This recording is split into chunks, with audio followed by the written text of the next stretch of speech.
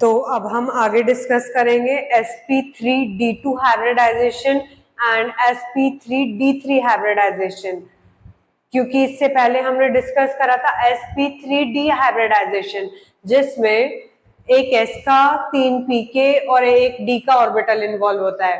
तो एक d का इन्वॉल्व हुआ था, अब यहाँ पे 2 d के इन्वॉल्व होंगे। तो क्या पढ़ेंगे हम? sp3d2 वाला हाइब्रिडाइजेशन, और इसको पढ़ने के बाद फिर हम आगे पढ़ेंगे sp3d3 हाइब्रिडाइजेशन। टोटल d में 5 ऑर्बिटल आते हैं, इसलिए sp3d1 पढ़ा पहले, फिर हम sp3d2 पढ़ रहे हैं, फिर अब इसके बाद sp3d3 पढ़ेंगे, फिर इसके बाद एक दो अभी और आगे भी पढ़ेंगे। ठीक है, तो क्या है इसमें देखने से ही पता चल रहा है।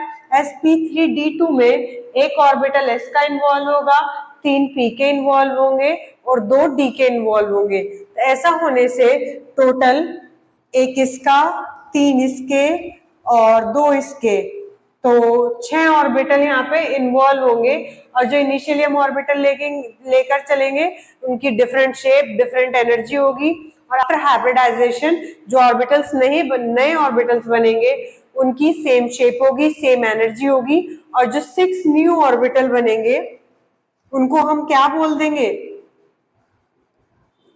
उनको हम बोलेंगे sp3d2 हाइब्रिड ऑर्बिटल्स।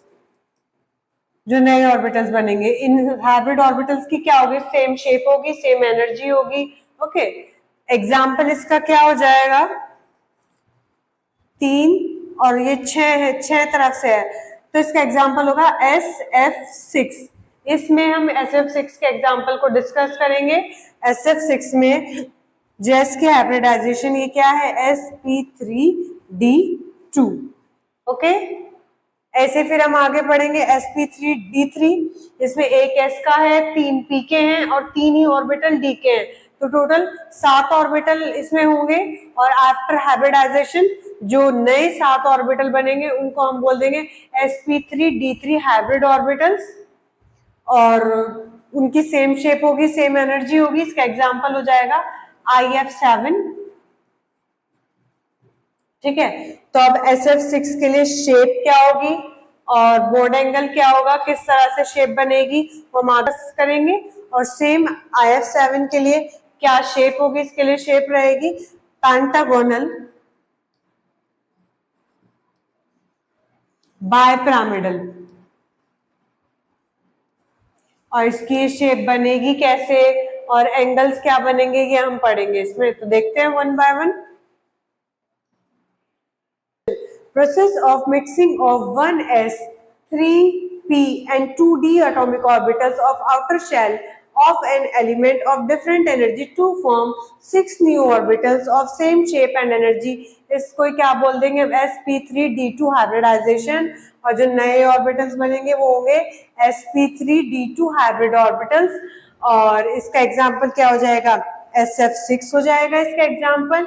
और जो शेप बनेगी SF6 वाले की वो बनेगी स्क्वायर बायपिरामिडल, या फिर इसको क्या भी बोल देते हैं? ऑक्टाहेड्रल। और एंगल रहेगा इसमें 90 डिग्री। तो देख लेते हैं किस तरह से होती है ये हाइब्रिडाइजेशन sp3d2 वाली। SF6 में तो सल्फर ले लिया विद एटॉमिक नंबर 16, इसकी कॉन्फ़िगरेशन कर दी।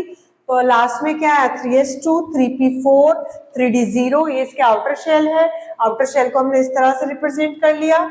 ये ग्राउंड स्टेट है सल्फर की। फिर एक्साइटेड स्टेट में क्या होगा? यहाँ से p वाला ऑर्बिटल जाएगा d में और ये s वाले भी इधर जाएंगे। यही तो होता है एक्साइटेड स्टेट में कि जो पेयर्ड इलेक्ट्रॉन होते हैं वो धीरे धीरे अगले वाले जो ऑर्बिटल्स होते हैं उनमें शिफ्ट हो जाते हैं। तो ये हो गए, ये एक्साइटेड स्टेट हो गई सल्फर की। फिर अब हमने SF6 में सल्फर की कॉन्फ़िगरेशन करेंगे तो क्या होगा? 6 फ्लोरीन है, तो 6 फ्लोरीन करके एक इलेक्ट्रॉन अपना एंटर करा देंगे। तो जो ये हाइब्रिडाइजेशन होगी क्या हो जाएगी? sp3d2 hybridisation. और जो 6 ऑर्बिटल बनके आए हैं तो 6 sp3d2 हाइब्रिड ऑर्बिटल्स बनकर आए हैं। इसकी शेप हो जाएगी स्क्वायर बनके 2 पिरामिडल से आ गए हैं, तो इसलिए इसका नाम क्या बोल दिया है? Square bipyramidal. एंगल क्या होता है इसमें? 90 डिग्री। ऑर्बिटल्स की तरह आप रिप्रेजेंट करो तो ऐसे कर देंगे।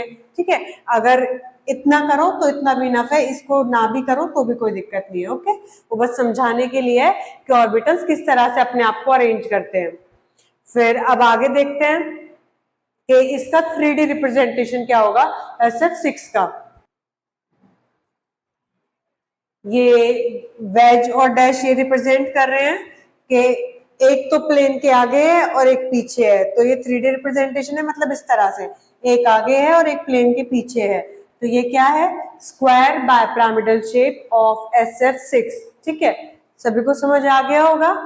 अब नेक्स्ट पे चलते हैं। नेक्स्ट हमने हाइब्रिडाइजेशन क्या डिस्कस करेगा था, sp3d3, एक s का 3p के 3d के। ओके, देखते हैं अब sp3d3 हाइब्रिडाइजेशन को।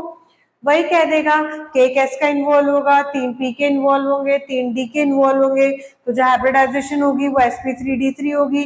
और जो 7 नए ऑर्बिटल्स बन के आएंगे उनको हम क्या बोल देंगे, sp3d3 हाइब्रिड ऑर्बिटल्स।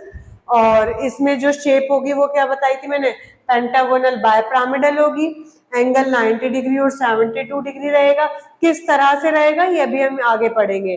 ठीक है, IF7 ये इसका एग्जाम्पल होगा, इसको पढ़ते हैं। अब आप लोगों को लग रहा होगा कि मैं इसे बहुत जल्दी करा रही हूँ, क्योंकि मैं इससे पहले ऑलरेडी SP वाला हाइब्रिडाइजेशन, SP2 वाले हाइब्रिडाइजेशन ऑलरेडी काफी अच्छे से समझाया है, तो सेम वही प्रोसेस है।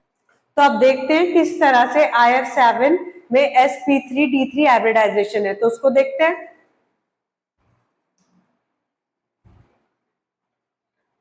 देखेंगे आयोडीन विद एटॉमिक नंबर 53, इसकी कॉन्फ़िगरेशन कर लेंगे। तो लास्ट में क्या आएगा, 5s2 5p5 5d0। तो ये हमने इसको रिप्रेजेंट कर लिया ग्राउंड स्टेट आयोडीन की। फिर एक्साइटेड स्टेट में क्या होगा, डबल इलेक्ट्रॉन है, इसमें से एक एक इलेक्ट्रॉन इधर शिफ्ट हो जाएंगे। ओके, ये हमने एक्साइटेड स्टेट दिखा दी आयोडीन की, और साथ ही साथ इसमें हमने कॉन्फ़िगरेशन की भी करके दिखा दी फ्लोरीन के साथ। तो इसमें क्या हुआ, 7 फ्लोरीन एंटर करेंगे तो एक एक इलेक्ट्रॉन अपना एंटर करा देंगे, वो यहाँ पे एंटर करा दिया है इलेक्ट्रॉन। तो ये जो हाइब्रिडाइजेशन है इसको हम क्या बोलेंगे, sp3d3 हाइब्रिडाइजेशन। 3 3 6 7, ये यहाँ पे 7 आएगा, 7 sp3d3 हाइब्रिड ऑर्बिटल्स। तो 7 sp3d3 हाइब्रिड ऑर्बिटल्स आ गए हैं हमारे पास, और ये इसकी शेप हो जाएगी पेंटागोनल बायपिरामिडल। क्यों कहा इसे पेंटागोनल, देखो जरा ध्यान से, यहाँ पे एक पेंटागन सा बन रहा है, और यहाँ पे ये फिर दो इस तरह से पिरामिड्स है, दो निकल गए हैं, इसलिए पेंटागोनल बायपिरामिडल। 5 तरफ से तो ये जुड़ा होगा, 1 2 3 4 5, और 2 साइड ये रही, तो 7 तरफ से जुड़ा है टोटल। अब इसको देख लेते हैं कि 3D में इसे रिप्रेजेंट कैसे करेंगे। अगर आप ध्यान से देखो तो दिख भी रहा है पेंटागन।